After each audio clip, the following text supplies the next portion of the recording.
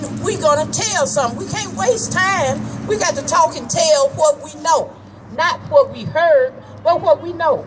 And when we begin to talk and tell and come together as one in unity, then you'll see what is going on. You would really be surprised at what all we would get done, because a lot of us are our own enemies. We are. You don't believe that, do you? But we are.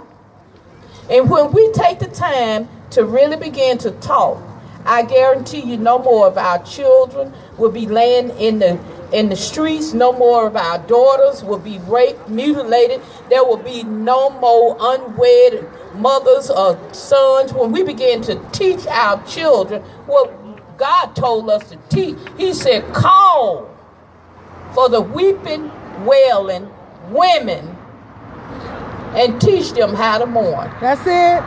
And that's the key. He wants us to call. Tell somebody something.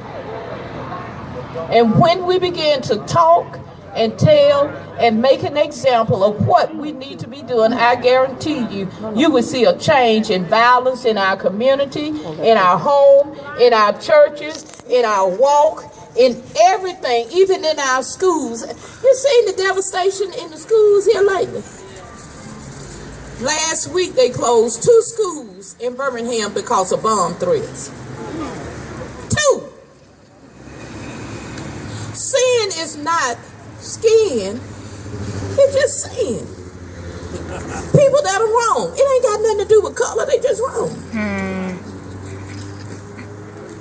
They didn't care about nothing. They closed down the street in Birmingham last week. What? Bomb threat. Could you imagine a bomb threat with all this stuff going on? And nobody said a word. They were just like Paul when Peter was stoned to death at his feet. He didn't say a word. And we got to stop being silent when things are happening until it happened with us. That's right. My girlfriend, when my son got killed in 2010, I called her. All I asked her to do, like pastors talking about T-shirts, I just asked her to pass out a flyer. She told me I didn't have no children. She said that ain't got nothing to do with me. It wasn't even 2 weeks for her brother's child got killed over one little 10-cent dime. Remember, Jan? Shot that boy. She called me at midnight screaming and hollering, "What you gonna do? What you gonna do?" I said, What you mean? What am I doing? What you gonna do? Remember, you said, I don't have no children. It affects everybody. When crime, murder, rape, rob, thief, whatever's going on in our community, because you don't have no children or you live in a gated community and it's all well with you, baby, it'll creep up in your home, because that's what it says in Jeremiah 9. It says that death was all in the palaces. Everywhere. Nobody is exempt from the evil forces of evil, which is sin. That's right. And we're going to have to start talking. We're going to have to start walking, getting out, doing everything that we need to do so that we can help our future generation. These babies, that baby, all these babies that's running around here now, if we don't start teaching them now, we're going to miss them and lose them. It's more than just dropping their pants and dropping it like it hot and doing all this stuff. We got to get them and get them while they're young. These babies' minds traveling 1,000,000 miles a minute before you even know it. We hate our cops, but we got to help our cops. And then we got to help our children too, because they feel that we are not listening at nothing they say. You ever talk to them when they get in trouble? The first thing they said, "You don't believe me. You don't want to hear nothing I said." No, listen to what they said. Instead of saying, "Stop being so darn hard-headed," try to hear with understanding. Because that's why you see them and they get in these little gangs, because they feel like that's their family.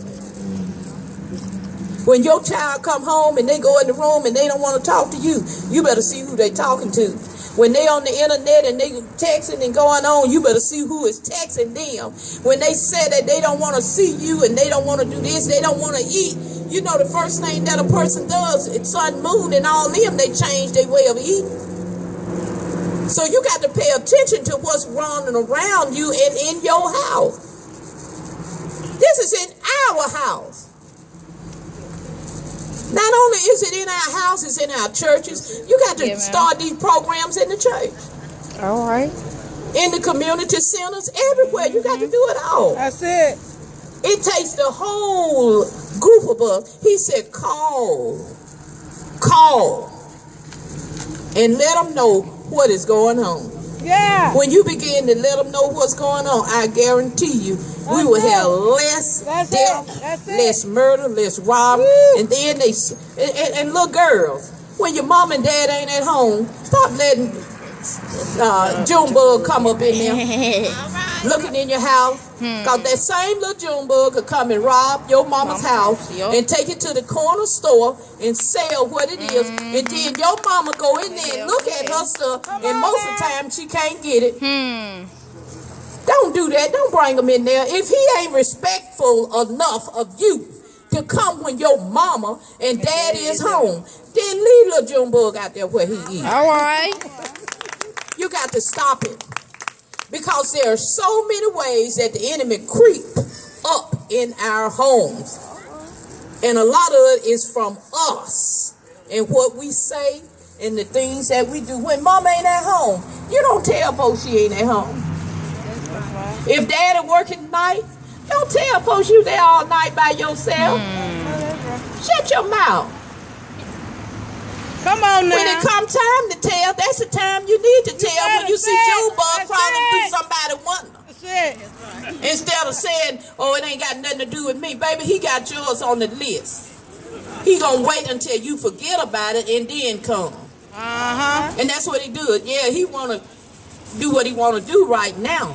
But then after a while, Junebug coming. And you better believe he coming. And he gonna come with all the boys. So Jeremiah 9 said call, C-A-L-L, call. All you got to do is call, tell, talk.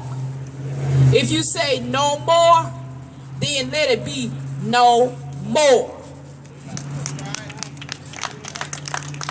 Let's give it up. Minister Ward, all the way from Birmingham, Alabama. Amen. Putting her hand to the plow. Putting her leg.